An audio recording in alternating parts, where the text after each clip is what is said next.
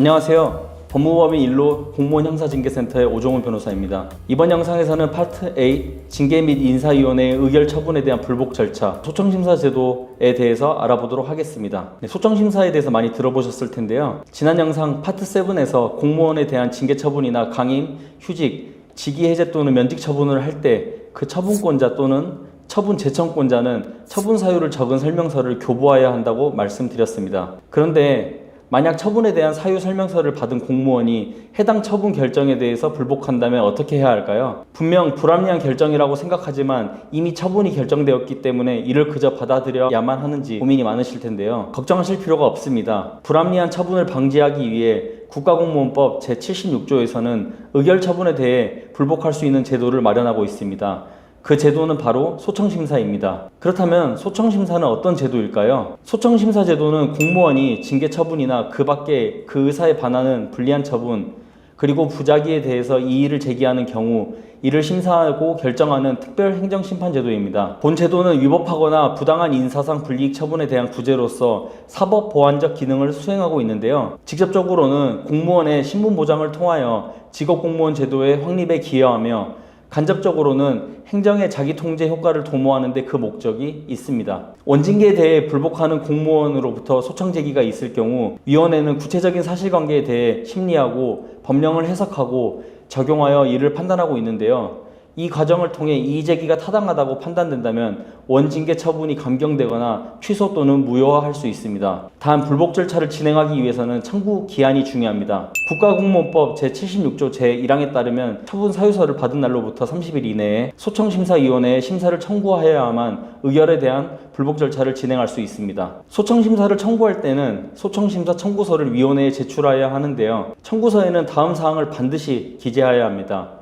첫 번째로 주소, 성명, 주민등록번호 및 전화번호, 소속기관명 또는 전 소속기관명과 직위 또는 전 직위, 피소청인, 또 네 번째로 소청의 취지, 또 다섯 번째로 소청 이유 및 입증 방법, 여섯 번째로 처분 사유 설명서 또는 인사발령 통지서의 수령 지연으로 인하여 처분 사유 설명서 또는 인사발령 통지서에 기재된 일자로부터 소청 제기 기간을 초과하여 소청 심사를 청구할 때에는 그 수령 지연 사실의 입증 자료 등을 첨부하여 제출하여야 합니다. 이처럼 소청이 접수되었다면 지체 없이 이를 심사해야 하며 접수한 날로부터 60일 이내에 소청에 대한 결정을 내려야 합니다. 소청심사위원회 설치에 대해서 알아보도록 하겠습니다. 국가공무원법 제9조에서는 공무원의 징계 처분에 대한 소청심사는 인사혁신처에 그 소청심사위원회를 둔다고 규정하고 있습니다. 다만 지방직 공무원의 경우 각 시도 소속으로 소청심사위원회를 설치 및 운영하고 있습니다. 이때 위원회 구성은 위원장 1명을 포함한 5명 이상 또 7명 이내의 상임위원과 상임위원 수의 2분의 1 이상의 비상임위원으로 구성합니다. 소청심사 사건이 청구되면 피소청인에게 소청심사 청구서 사본 한 부를 송부하여 피소청인의 답변서를 요구하게 되는데요.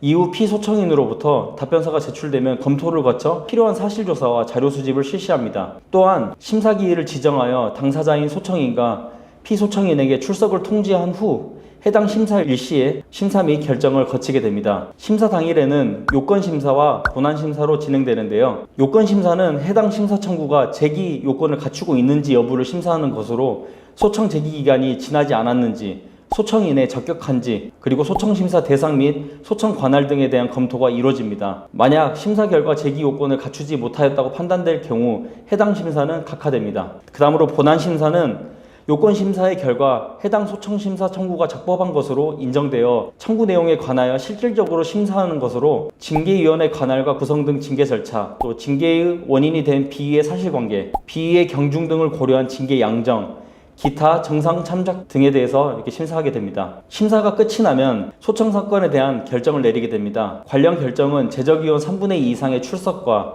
출석위원 과반수의 합의를 따르고 있는데요. 만약 의견이 나뉠 경우에는 출석위원이 과반수에 이를 때까지 소청인에게 가장 불리한 의견수에 차례로 유리한 의견수를 더하여서 가장 유리한 의견을 합의된 의견으로 보며 이 과정을 거쳐 각하, 기각, 인용, 임시결정, 보류 중에서 해당 결정을 내리게 됩니다. 이때 소청심사위원회 결정에 대해서는 그 이유를 명시한 결정서를 작성하여 소청 당사자에게 송부하여야 합니다. 그 다음으로 행정소송에 대해서 알아보도록 하겠습니다. 징계 처분에 대한 행정소송은 행정심판 전치주의가 적용됩니다. 행정심판 전치주의란 불복 신청을 할 수 있다면 이에 대해서 재결을 거친 후에 소를 제기할 수 있도록 한 제도인데요. 국가공무원법 제16조 제1항에서는 소청심사위원회의 심사 및 결정을 거치지 않은 사건은 행정소송을 제기할 수 없다고 규정하고 있습니다. 이처럼 소청심사는 행정소송을 제기하기 전에 반드시 거쳐야 하는 필요적 전심 절차인 것입니다. 그렇기에 소청인이 소청심사 결정에 대해 불복을 원할 때에는 원처분이나 부작위를 대상으로 관할 행정법원에 행정소송을 제기할 수 있습니다. 그런데 만약 소청 결정 자체의 고유한 위법을 주장하는 것이라면 소청심사위원회의 결정을 대상으로 소송을 제기할 수 있습니다. 행정소송 또한 기한이 규정되어 있는데요.